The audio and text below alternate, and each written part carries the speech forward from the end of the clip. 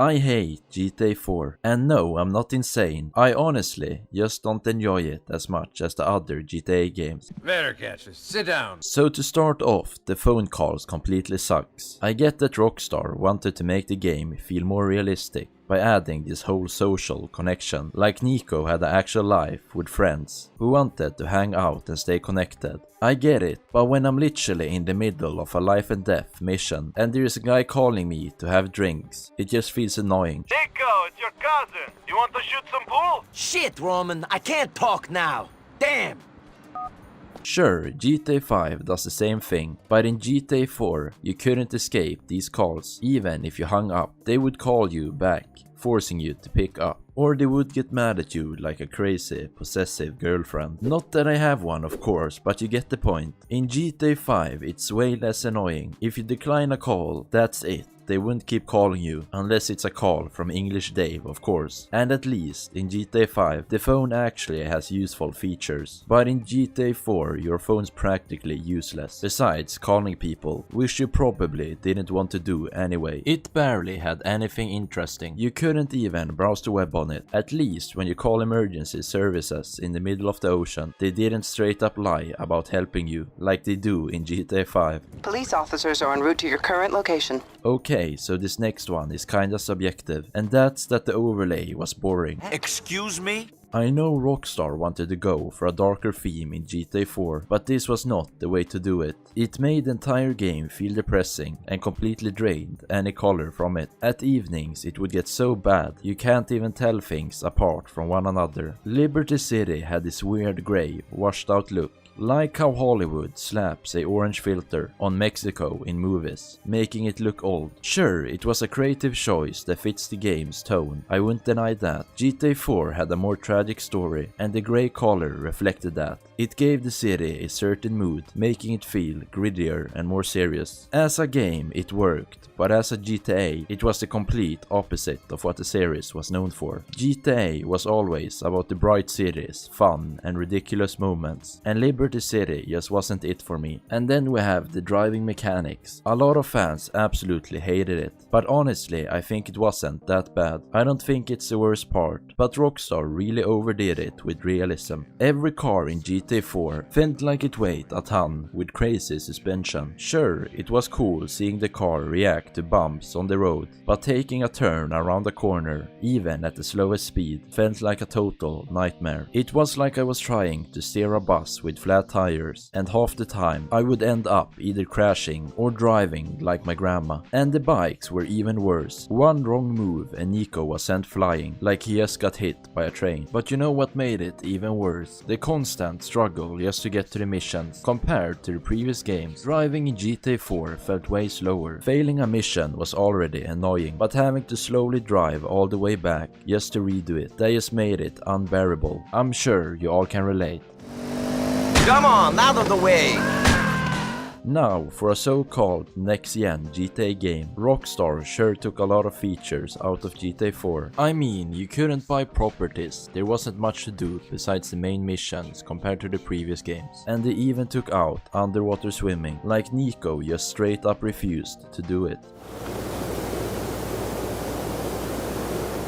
And they also took out the parachute. Sure, I get it, you can't fly airplanes in this game, but what if I wanted to jump off a skyscraper for fun? Well, that just meant certain death. I'm not expecting every GTA game to have the same side activities, but with GTA San Andreas and GTA 4 releasing so close together, GTA 4 just felt empty compared to San Andreas. San Andreas had so much to mess around with: gang wars, car customization, gambling, working out at the gym, and even getting tattoos. Rockstar completely stripped all of that away and gave us bowling time with Roman. Look, I admire some good family time, but honestly it wasn't that interesting. I guess Rockstar was so focused on making Liberty City feel realistic that they forgot to make it fun. Hit me up if you want to hang out again soon. I need that car back! Speaking of things that they took out, planes are always going to be at the top of my list. It was one of the biggest disappointments. Vice City introduced us to flying, letting us jump into all sort of crazy planes and helicopters. And then San Andreas went all out with jets, stunt planes, and even a jetpack. And honestly, it was so fun messing around in different airplanes. But GTA 4 took it all back. There were planes in the game that you could see and touch, but you couldn't actually get inside. It's because Liberty City wasn't big enough. Since it was just one city, Rockstar probably figured that there wasn't a need for planes. And it makes sense. I could forgive them for that, and at least they gave us helicopters that could land on water. But what I can't forgive Rockstar for taking out is the character customization. Nico had barely any clothing options, no haircuts and no tattoos. Even Tommy Vercetti had more drip. And that guy barely changed outfits. And it didn't help that GTA San Andreas gave us so many good features. We could hit the gym to bulk up,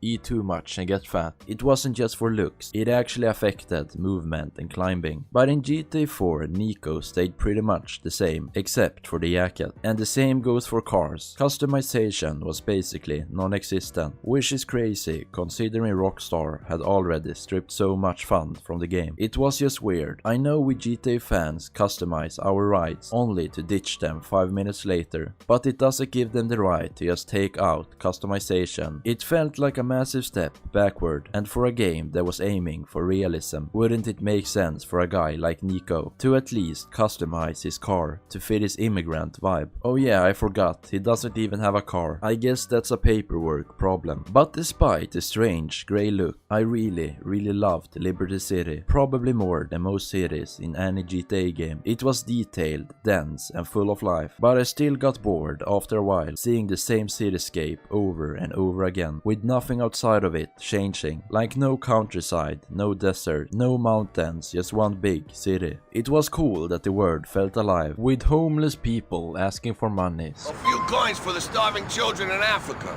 street performers doing their thing.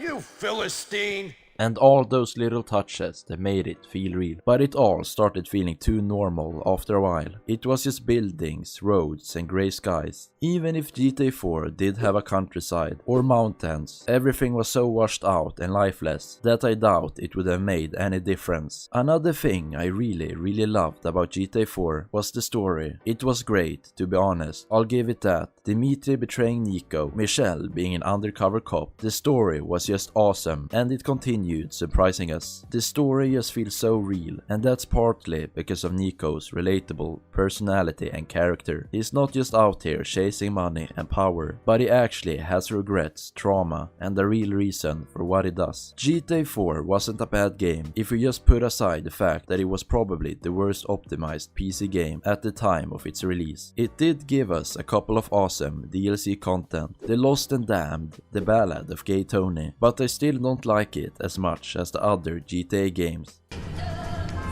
Ramen! Are you sleeping, you fat